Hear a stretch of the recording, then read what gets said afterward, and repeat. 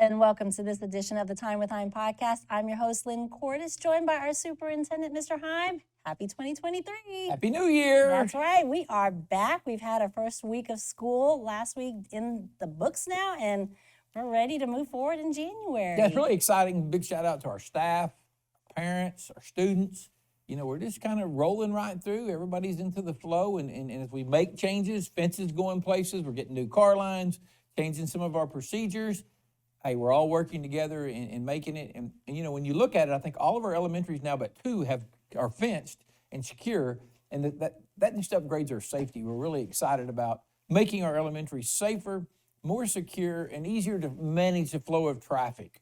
And that has caused, like you said, some new car lines, but the buildings look amazing. The area is more secure for our students, and we're trucking out. We're moving on. And, you know, for the most part, the fences are really replacing old, worn fences that have been there forever and had just outlived their usefulness, that had open spaces in the fences.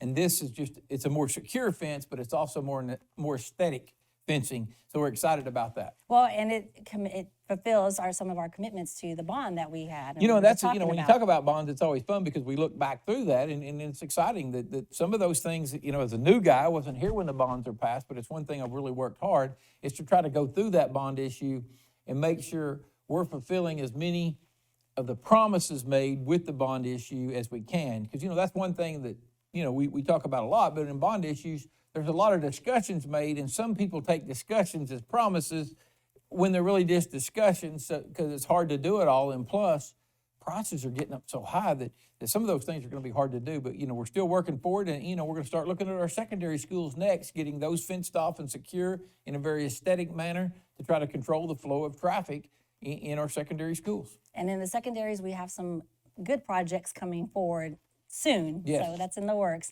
Now, we had a wonderful week last week. We ended it with our district elementary second annual boat race. What do you think? The boat, anytime you get things, it was kind of amazing. I was listening to kids and watching them, and there were some high school kids, and they were talking about, hey, they're doing this, they're doing that. Those are things we're doing. You know, seeing little kids build those boats and how they were coding and designing, you see that elementary, we're pushing that engineering down. It's not just a fun activity, it's pushing engineering, pushing design, and trying to get our students ready for what, you know, 2030 is going to look like as far as the job market in their production. And you did talk about the high school students. We had the engineering students from the LRC come down, and we also had our media students come and run the whole broadcast that we will have for you on our YouTube. And it's a district event. That's you know, right. And that's exciting. You know, we still have our robotics coming up, some of the same things. We do a lot of great things. But,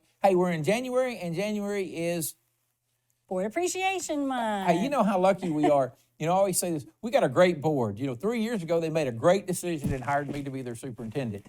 All joking aside, we really do have a good board. Our board has been so great for me to work with, and as we've worked forward, they've been very open to the bonuses and doing things for teachers, doing these fences, and just moving forward, going one-to-one. It's been really great for me to work with the board, that communication, how involved they are in their areas, and keeping up with, and some of the information they bring me, because sometimes you don't, obviously in Lawton, you know, we got 14,000 students, 2,500 employees. It's hard to keep up with everything that's going on, and you need that communication and their willingness to work with us in getting things done. So a big shout out to our Board of Education and all the great things they've been doing. And we have to welcome a new board member. Yes, Elizabeth Fabrega. Yes, the Fabrega. Fabrega. Yes. Very excited to have her on our school board. She was appointed at the last meeting to fill an unexpired term, and then she filed to run for that board seat,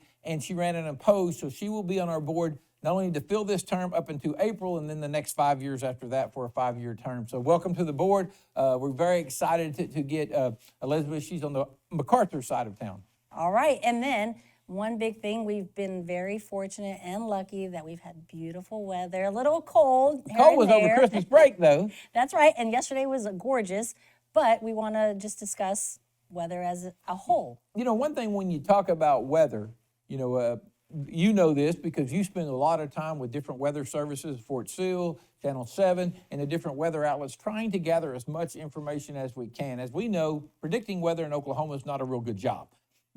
It's a difficult job. You could have 4 seasons in 1 week. Yes, sometimes in one day. There you go. But one thing we talk about is we try to make the decision as to whether we're going to have school or not the night before to help our parents, our employers, our employees, everybody involved, so they can make those decisions as quick as possible, how they're going to adjust or what their flexibility is going to be. But there's a couple things we always try to remind our parents. You know, if you look at over the break, there was a couple of those mornings I got up and the chill factor was minus 12 or 13. Sometimes on those days, we might have canceled school and went remote just because we didn't want our students out in that kind of weather. If we'd have felt we could safely have school, but your student had a long walk to the bus stop or they were going to have to be out in the weather or you didn't like how long, that's a day that as a parent, you get to keep your child at home, call the school, let's get their work and move forward. We understand sometimes parents have to make those decisions for their child. They feel like it's safer for them to be at home than at school. Our ultimate goal is to have school. You know, we expect that we'll have heat, we'll serve 2 meals when they're at school, and we'll provide education. And so we're going to try to keep the doors open when we can, but if a parent has a different decision, go for it. You know, we always respect our parents' decisions for their children. And just a reminder to our families, make sure that your information is updated because that is how we communicate first and foremost with them. And that's a reminder of Rooms, which is our two-way communication. Part of the reason we've gotten that platform was because of the unified communication requests from our strategic plan from our parents. Because one thing we had, various communications, so you had some parents, if you had 2 or 3 different schools, you may have 2 or 3 different apps you're following or different ways. The ultimate goal is that you have one means of communication. Again, there's 2 ways to look at it. If you know people getting messages that don't want them or they're cluttering up their phone, tell them to let us know. We'll get them off of it. If you hear of people getting messages and you don't feel like you got the messages, you know, feel free to contact us as well because we have an email address, info at lawtonps.org. And obviously you can send anything you want there, questions, comments, or what you think about things, and we'll discuss it on here. But that's another place if you don't feel like your email or your cell phone is on the Rooms, you could send it in there.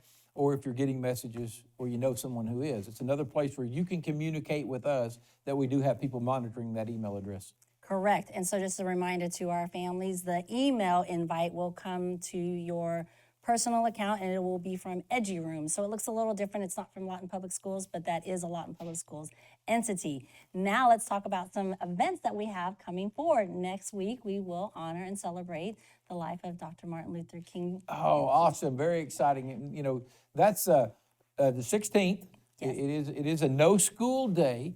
So don't send your kids to school that day, but there's a lot of great activities planned throughout the community in honor of Martin Luther King Jr. We're very excited about honoring Dr. King, and I know that there's some events going on. I know that very excited for Dr. DeLoach. She's won a very prestigious award, and she'll be honored on Dr. King's birthday on the 16th at Cameron. So a lot of great things going on. We'll have more of that next week. Yeah, we'll have a lot more to discuss about that next week, but we're very excited about that. And then we also have our virtual program for the event that will air on our YouTube channel. So we're excited. Now we have some look-aheads of events that are going on. Tomorrow night, basketball. Yes, Mac versus Ike. Mac versus Ike, always a very exciting game. Make sure you go. That game, I'm 99% sure will be on OSN. If you're not able to go, you can watch it. Very excited for both of those schools. And big shout out to MacArthur girls. They won the tournament this weekend. I think MacArthur boys were runner-ups in, I believe it was the Anadarko tournament. Big shout out to them for their success. And I know that basketball is going strong and all of our teams are being very competitive. And again, we're excited about when they do research, students who participate in extracurricular activities, especially athletics, are shown to be more successful in life. The research doesn't say how successful, it doesn't talk about wins and losses in the activities. It talks about they participate and join a team and play on the team. We all want to win every time we get out there, but we also want to be part of a team and work together. And some of those, we want to make sure we're learning from and growing as a part of those teams. And organizations, if you're talking about band and cheerleading and dance and some of the other things we got going on. And we have good luck to our swim team. They're going to have a meet this Friday. So they're getting out there. We know the pools are nice and heated. Oh, yeah, it's going to be cold. You think swim, man, it's cold. Yeah, They had no. boat races. They got in a pool. That's Big it. shout out, we forgot Fort Sill. Yes. Dr. Yes. Colonel P, there was a problem with the pool we were going to use. At the last minute, we called Fort Sill. They reorganized and got us in to do the boat races there. So that, And I'm glad it you took brought several. that up. It took the whole MWR team to coordinate that and move some things around, and then their Department of Emergency Services getting our buses in there with no issues. So yes, Yes, a big big shout. thank And you. it turned out well. So, was we may fun. even do it there next year if they're willing to host that, because the boat races can be a pretty big entity when you talk about all of our elementaries are there with teams and they're building their boats. And yeah, so big shout out to Fort Sill and Colonel P for that assist in making that happen. Yes, and then we have a big event with our secondary schools, which is the LPS Blood Bowl Drive, and that's going to be January 28th. And the school that raises the most amount of blood at that time, that it will help our community, but then they'll also have some incentives for our students, and that's exciting. Yeah, pandemic, blood has been a shortage for a while, and you save lives when you give blood. So it's something, if you can, put that on your calendar, do it at your schools. It's one way you can support your school. Okay, and a look ahead, we have the children's choir audition coming up tomorrow, matter of fact. So look for our social media for more information. And I believe that's 3rd through 6th grade. If they're interested, they love singing, we can do more of that. And then one more thing is Law Enforcement Appreciation Day is today. So we just want to give a big thanks Big shout out to our own Yes, Lawton yes. Public School Police Department and how wonderful they've done with this new fencing, how they're out patrolling those perimeters, making sure those gates are locked, and making sure they're controlling that flow of traffic in and out of our schools. We are thankful for them. So for that, Mr. Hime, is there anything else you want to share, Nope, celebrate? once again, welcome to 2023. We're excited. We're going to have a great year, and thanks for being part of Lawton Public Schools and joining us. And give them our email one more time before we go. info@lawtonps.org. All right, you guys. Thank you, Mr. Hime, for your time. Thank you as well. Until next week, we'll probably see them on Tuesday because we're off on Monday. Yes. So until then, you guys be well, stay safe, and make positive impacts. Have a good week.